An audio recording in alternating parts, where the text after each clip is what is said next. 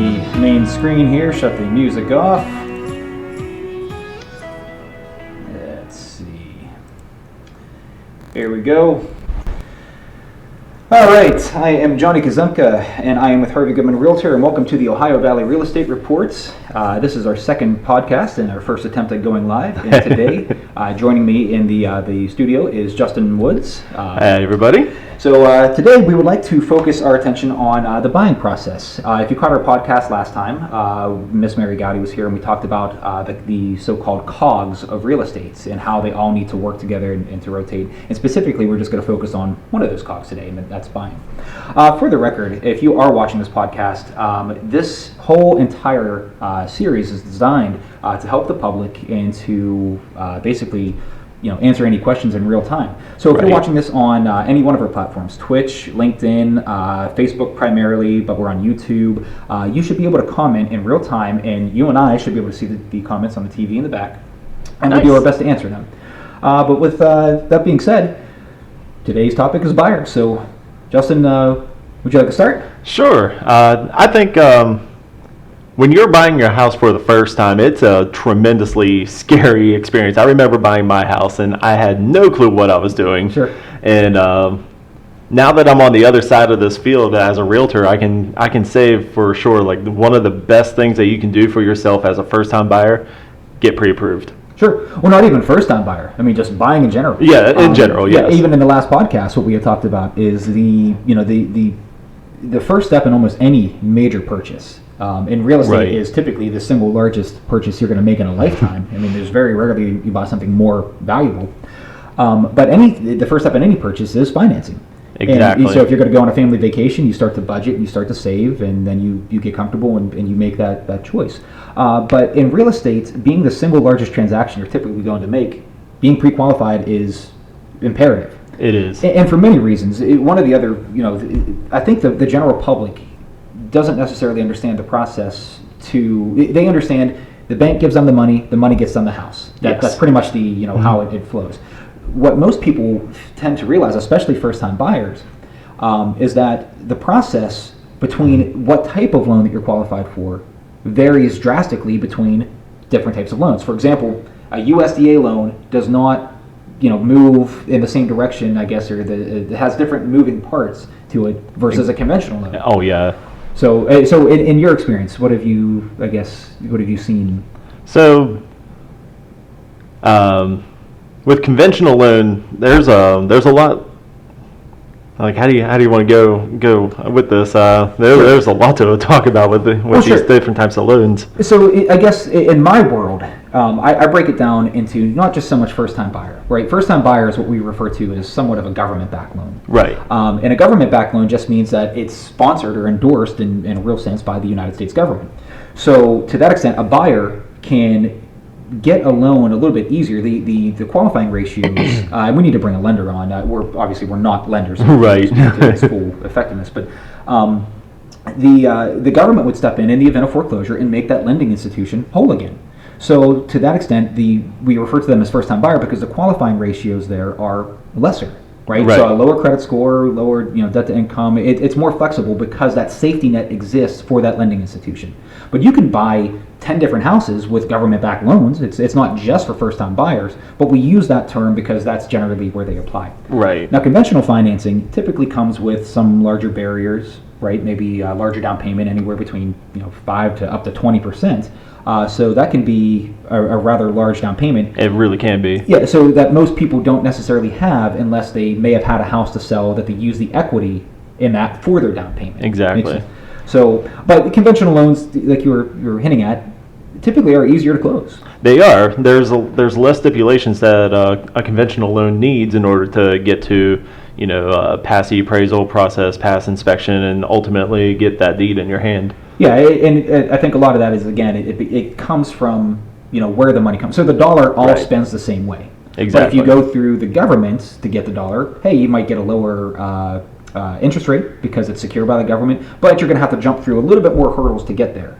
And like I said, most buyers, we'll get people that call every once in a while that are government-backed and qualified for things like maybe $50,000 or below, and in specific areas, that can be a fixer-upper. Right. And in those circumstances, those loans don't always adhere to those types of transactions. So it's very important. So one, getting pre-qualified and knowing not just what you're qualified for, but what type of loan you have. And finding the right loan that fits what you're looking for, really. Exactly. Yeah, and you would think things like we had talked about foreclosures before.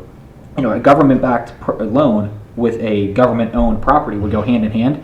It could not be any further apart. I mean, it's drastically wild different sides of the spectrum. It really is. So I know in my world, being licensed in Ohio and West Virginia, and you do West Virginia primarily for now. Right. There is a pretty large contrast just between the states in regards to just even purchasing what we call disclosure. Right. So, for example, West Virginia is one out of very few states that's considered a non-disclosure state. And what that means to the average buyer is that there's no state statute that forces a seller to fill out a questionnaire or form or a disclosure form that says we know X, Y, and Z are wrong with the property. Exactly. Now, a fraud is illegal in all 50 states. You can't conceal material fact, but it's drastically different when you go to Ohio, where the purchase over here is we actually have to fill out those disclosure forms. So I guess the lesson there is if anyone is watching and they're selling on their own, especially in the state of Ohio, if you don't have that property disclosure form, it is a required document. It is. Unless, maybe it was through inheritance. And there are some exceptions that apply, but so. I guess going into further detail, I typically try to break down, what did we get here? Someone had texted. We typically try to break down the purchase process, at least I do, into 3 different phases. I'm not sure if you do the same, but probably. I break it down to the inspection phase, the title phase, and then the appraisal phase. Yes. So as far as inspections, I mean, what's... So inspections are very nice to actually order if you're the buyer. It helps you identify what could potentially be an issue in the house. The biggest misconception that I've come across when working with buyers is inspections versus appraisals. A lot of buyers seem to think that if it pops up on the inspection report, then that is absolutely required to be fixed before we can close. And most of the time it's not the case. They're recommended that those are repaired, but Sure. it seems like most of the time, if it's a requirement, those particular items that are going to be required, those are the items that you're going to find on the appraisal. Yeah, you're probably going to find them anyway. So exactly. Big ticking point or talking points, I guess. While we're talking about government-backed loans and first-time buyers in general, things like peeling paint. Right? Yes. I've seen peeling paint stop a loan in its tracks to the point where it almost, and in a lot of ways, can force a deal to not close. So it's crazy too. Yeah, it is. And I've always said this. You think of a veteran that goes and serves overseas, 4 to 8 years, if not longer, and risks their lives, and they come back and they're told that they can't buy a house because of things like peeling paint. Right. And again, it's because of the safety issues. I mean, possible lead based, and right. we understand it. Yeah, you don't want people eating the paint chips, and But it can be a very frustrating thing to have to call someone. Especially in that regard, they know the risk more than anybody. Exactly. Right? So we really want to make sure that as agents, we advise our buyers, hey, here are possible obstacles that can come up, because we can't predict the future any more than we can predict the weather. We can just give you bullet points on what pops up, generally speaking, the most. But a good agent should be able to point out some of these hurdles and say, hey, if this comes up, at least we have solutions to work around them, and we're prepared for them.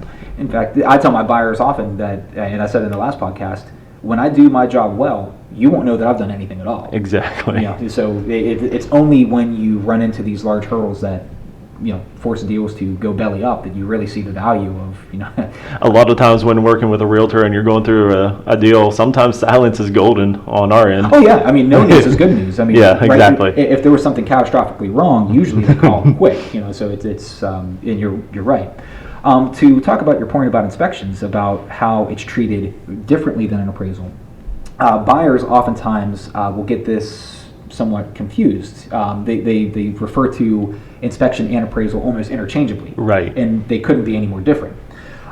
Inspections, for the most part, well, let me back up. I should say the onus of responsibility to make sure that a property is in a condition that they deem is acceptable is typically on the buyer. Right. So that's why that building inspection phase exists. And you can use someone who's licensed and professional to give you an unbiased opinion of the property. And if you're not satisfied with that report, you can ask for remediation. You can walk away. Now, if you're doing this on your own and you don't have those types of clauses in there, or you don't allow for the time frame to make that happen, it can be, again, you're taking on the single largest transaction of your lifetime. And if you're doing that on your own and you're not sure how to contract that, that's a very scary thing, right? Yes, it really is. So to that extent, if you're not if it's contracted properly and you do a building inspection, you do have those safety nets to go back and ask the seller to fix these items. You can reduce the price if they would be willing to, and as long as the parties agree, that's all that truly That's matters. the big thing, really, too. Having buyer and seller agree. Can't come to an agreement, even on the day before closing, the deal can fall. Yeah, and to go into that a little bit deeper, the reason why inspections and appraisals, why they sometimes, the appraiser might get into an inspection mode a little bit and point out some flaws that we've talked about. The reason why they differ so much is because while the building inspection is there to protect the buyer's interest into the condition of the property, if the buyer asks specifically, it's just called peeling paint, says, Mr. and Mrs. Seller, we would like you to, fix this peeling paint on the outside of the house, and the seller says no, the buyer can still elect to move forward given its current condition. Right. The seller doesn't have to do it. And if the buyer says, okay, well, the house means more to us, we'll paint it later, it was worth a shot of just asking. Right. Now, if the appraiser comes in and says, fix the peeling paint, that's a completely different issue right it there. Is, because the whole entire transaction at that point rests upon the buyer's ability to obtain the loan. And if the bank won't give the loan because the appraiser won't move forward with the report off of that condition, now it's a completely different ballgame. So what do? Right? So and what if it's January and they say, hey, paint the outside of the house? Paint won't stick in January. Exactly. So unless you got a heat gun that you're working in a controlled booth, So and there are options like escrows and things that we've gone down and during our weekly meetings that we talk about. But that's the value I think that a lot of people in the public just don't necessarily understand about a buyer's agent. Right. And the other thing too, as far as buyer's agency is concerned, buyers don't pay us anything. Exactly. Right. So it's like getting free help. In a way, yeah. Free professional help. Yeah. So if you want to see the list of houses that are on the MLS that are currently active in the market, buyers, we can show any house at any time as long as it's still active, and even if it's not active, if it's under contract, if that seller would accept an appointment for a backup offer. Exactly. And which all does of happen. This, and all of this happens at no expense to the buyer. Exactly. Right. So. I guess some bullet points again to go back is, if it is something that you're actively looking to do to purchase, interest rates are still drastically low. I mean, the Fed just reduced them again. I wish my house was that low. There's plenty of incentive to be into the market right now. It really is. There could be some decent changes heading our way with the cracker plant, as everyone talks about it. But yeah, any other bullet points that you can think of as far as? So I guess one way that you can think about to go back on the inspections versus the appraisal is inspection is kind of more for the buyer themselves, whereas the appraisal is for the bank. Absolutely. Yes. So if something comes up on the inspection and you don't like it, just to kind of touch up on that again. If it comes up on the if it comes up on the inspection, sure, and the buyer doesn't like it and they can't come to an agreement, yes, you can still go forward, but on the appraisal, since that's ordered by the bank, that needs to be fixed. That's if there's anything to take away from that particular conversation, it would probably be that. Yeah, and it's just the difference there, and at least understanding that difference. Exactly. With contingency, and it's not uncommon for me to get phone calls every other week or periodically. Hey John, I'm in the process of selling my house. I was going by owner, but I'm buying another house, and what do I do next? How do I make these all work? And you try to answer that with the best that you can, because again, we're not attorneys, we're not lenders. We can't just give legal advice. Right. We can help contracts. We can help give you the process of the process, so to speak. But if you're going to do something like that, sell a house to buy another house on your own, if you are in the slightest way nervous or not prepared, because if one thing goes wrong in any one of those, we're not talking about just like the cogs anymore of just one transaction. You're talking about multiple catastrophic effects that could come down the pipeline. And my biggest fear, and I've never seen it happen, but I can see where it can happen, is contracted improperly. If a buyer is I'm sorry, if a seller is selling their house to buy the other house, and the other house that they are buying falls apart for whatever reason, let's just say that house, burnt down during the transaction. It could happen, right? It could. What do they do with this buyer who's already buying the property that they were selling? Or even worse, what if that one has closed already and they haven't quite gotten the house that they're buying? Exactly. So you're effectively at that point homeless. Yeah. What do you do? That's a very scary. It's terrifying. So we try to answer those to the best of our ability. Unless we're directly involved, it's a little bit tougher. It is. But yeah, I mean, it's just one of those things, and it sounds complicated in a lot of ways. It can be, but done in a way that makes sense, and that all the parties involved know what to do next, with the hands, of us as kind of pulling those levers, so to speak. Right. It's not as scary as it sounds. It just has to be done in a way that makes sense for everybody. So, other bullet points about buying, so to speak, I guess, who you work with does matter. As far as getting pre-qualified is one thing, but working with a local lender, yes, I always try to advocate for that. And the reason is not to take a dig at anyone online. I mean, I'm sure there are wonderful online lenders, and I've had good experiences with people out of the area. There's nothing terrible about it. But when something goes wrong with an out-of-area lender, it usually results in a much more stressful scenario trying to cure whatever that problem may be. Exactly. And that could just exist. I mean, if that lender is out of California and there's a 3 to 4 hour time difference, it cuts out on most of the day because they're only there from 9 to 5. Now it takes that 8 hour day down to 5 hours. Right. Right. So now we have a shorter window just to even get things done. So it can be pretty tricky. For at least in my experience. And I think a lender being in the local area, knowing the typical households that are in the area, I think just having that particular information as a lender kind of helps with the decision making on whether or not a certain loan should go through, or whether this particular issue is really an issue. Yeah, I mean, and I've always said that you wouldn't use me, for example, to show you houses in Florida. Exactly. Right? I just don't know the market there. Yeah. As compared to a lender from Florida, lending here, well, they don't necessarily have to have, the details of our market in general. It does help to have the knowledge of the inner workings of how things go together. I mean, just even something about ordering title, right? I mean, an out-of-state lender doesn't know our local area to go and, hey, who do we get to go to the courthouse and to pull records, right? And just having those connections. I mean, that saves so much time. And time, if nothing else, in this industry, everything is done on a rush. And something that I've even come across with an out-of-state lender, all in all, the deal ended up going through, but the lender was from a state that actually uses mortgages, and a lot of people don't know this, but West Virginia doesn't necessarily have mortgages. We have deeds of trust.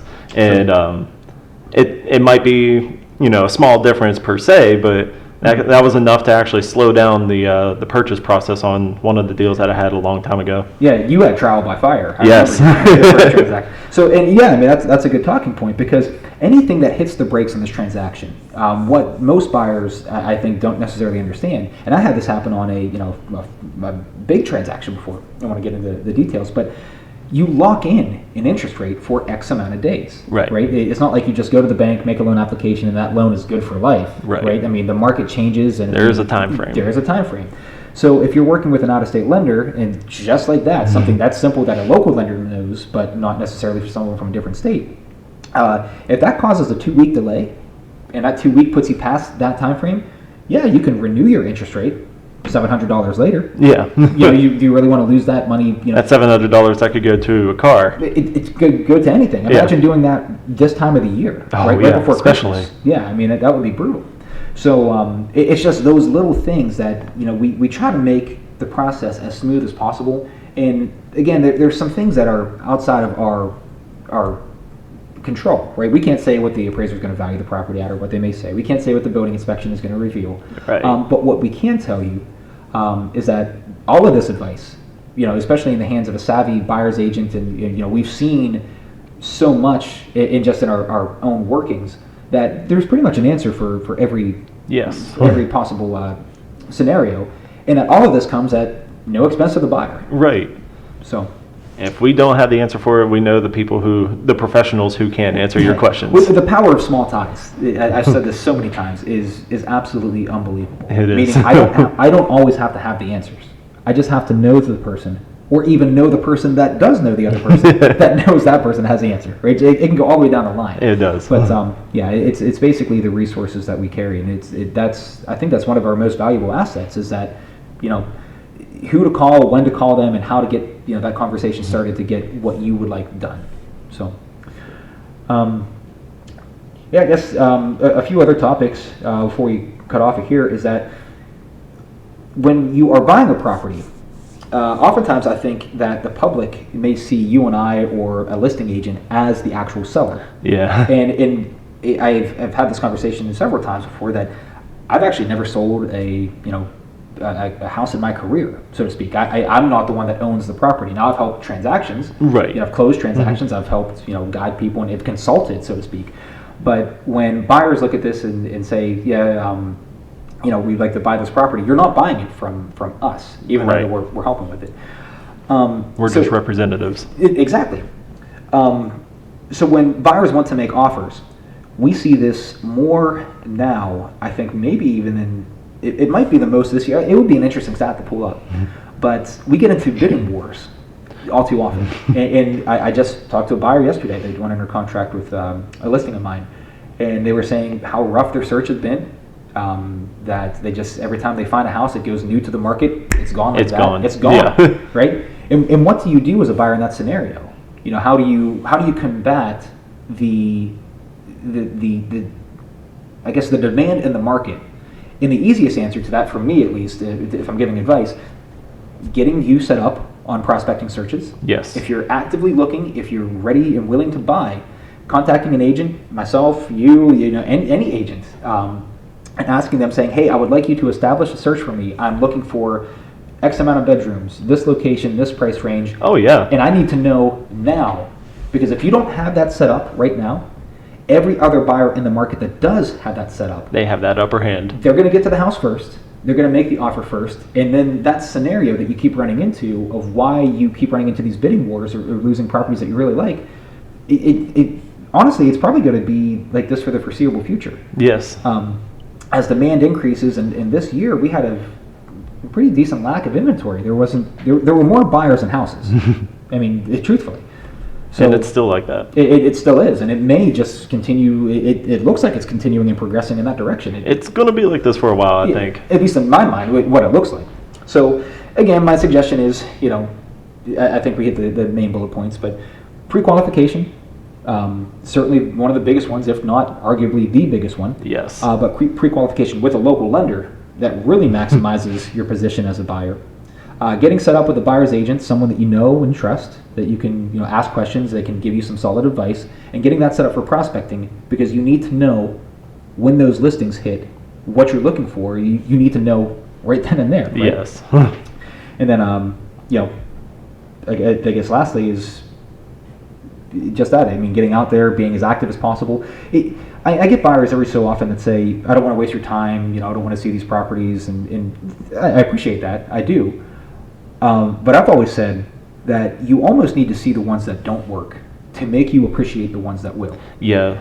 So if you're kind of just 1 foot into the market, 1 foot out, you're just kind of testing the water, great. But don't be surprised at that point if something comes up and you miss that listing, because you're not prepared to make that offer because you haven't really seen what else the market had been doing, or what actually. If you're pre-qualified for $100,000, what does $100,000 look like?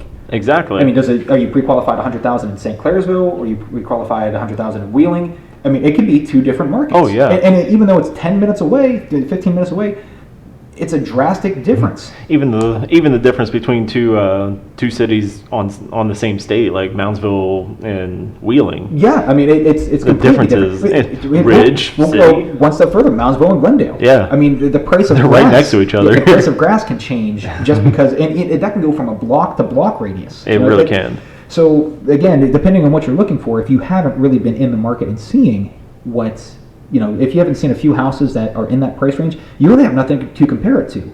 So your dream home may come up tomorrow, but if you're not out there and beating the pavement, so to speak, you're not ready. I'd say as long as you're pre-approved, then you are definitely ready to buy. Even if even if you find a house that's a little, iffy on whether or not you want it, go schedule a showing with one of us. We'll actually go see it, and then you can get firsthand experience on what this house is like. And I think even just the first house that you look at helps you get a good idea on what you're actually looking for. You might think that you want 3 beds, 2 bath, and you get in there and it's like, you know what, this might be a little too much house for us, especially if it's just me and my wife. Yeah, and it's funny that that comes up so many times where I'm looking for this specific location, and I'll have a search set up for a buyer, but then they buy something completely different because the search that they're looking. If someone's looking for, we'll use YTR, Yorkville, Totensville, Rayland, for example, Buckeye Local School District, my stopping ground. There are buyers that say, I want this particular area. That's great. Okay, what's your price range? It's 75 to 150. No problem. How many houses actually exist in that search in a given year? Might only be a dozen to 2 dozen. Right? And if none of those match what you're looking for, your search can drag on for years. Right? If you're just staying in that one area. So you almost have to kind of be resourceful and look out and branch out and kind of open little. You want to keep an eye out for things that are similar but might be in a different location. But it's not uncommon for that to actually come up from time to time. Exactly. So. You might be wanting to look for something specifically in, just for an example, you might be looking specifically in Moundsville, and 3 months later, all of a sudden you find your dream home and it's in McMecken. Yeah, I mean, and would you be willing to sacrifice the commute from McMecken to wherever? Yeah. It's not like it's a life-changing commute. Exactly. 10 minutes, maybe in this Ohio Valley with traffic, it's life-changing. That's another topic. Yeah, hopefully that's only temporary. Yeah. No, I mean, I see that a lot, and I'm sure that you do as well. One thing that we did talk about, maybe before we bounce off of here, you talked about scheduling appointments and being the flexibility and getting out and sort of beating the pavement, like we had said. What a lot of people don't necessarily understand, or I think, is you and I, in Lindsay and Scott, we actually serve on a team, and teams in this area are not very common. They're not. There are a few other teams, but usually they're husband and wife teams, or some of that kind of stuff. But you and I, we're not related. Right. You got it. This is more of a team where it is, to me, it's almost like I don't want to say like a family, so to speak, but whenever I have a buyer that's in West Virginia, or if you have a buyer that's in Ohio, or if our schedules conflict, hey, I can't make this appointment, can one of you make it? Sure, I can take it today. So if you hire me, or if they hire you, you actually have all of us at the exact same time. And you can't say that if you have a realtor that just works by themselves. If they can't make the showing, all of a sudden you gotta schedule a completely different day. And not to not to take a dig at busy agents. No. Yeah, crazy busy lives. Yeah, nothing against that. Yeah, but in a lot of ways, sometimes you want the busy agent because they're the ones that do the business, and they know they may have seen more. Right. So it's ebb and flow, give and take. Not I'm not always the best agent for the job. You won't be. It just really depends on the circumstance. But I do find that pretty fascinating that we can have these conversations, and there's no real threat of competition, so to speak. It's, exactly. We want to see each other succeed. Yeah. And I think the public kind of looks at us as, we're just out to, we want your information, we want to make a sale, and that's it. That's all you mean to us. No, not at all. I've cared about every single one, and honestly, I think a big thing that I like when it comes to working with a buyer, working with a seller, is chemistry. Really. Yeah. I mean, I like half my clients. Nearly all of my clients. We're friends after all this. Yeah. We meet as strangers, and then it's one of those things where I keep that relationship, and it's lifelong. Exactly. So I'm not here. We're not here, and I think a lot of the agents, most of the agents in our area, they're the same way. It really is. I think the public kind of sees as we're here just to make a paycheck. Yeah. Right? There's kind of like that what would you call it? That stereotype about about realtors, where we're kind of like car salesmen, but it's not like that. This whole podcast is testament to that. We're doing this. We don't make anything by being here. We're here to answer questions. I know Sebastian, it looked like, tried to text something, but can't really make out the gibberish here. Yeah, I'm not sure what that's supposed to be. That came through Twitch, but Sebastian, if you're still watching, we'll try to we'll try to translate that and maybe try to answer that. But. No, I think that was helpful. Justin, you have anything that you might like to say before we sign off? I think we covered everything that's on our mind, at least on this one. Okay. Well, my name is Johnny Kazemka, Justin Woods. Thank Justin. you for joining. This is the Ohio Valley Real Estate Reports, and thank you for watching. Thank you.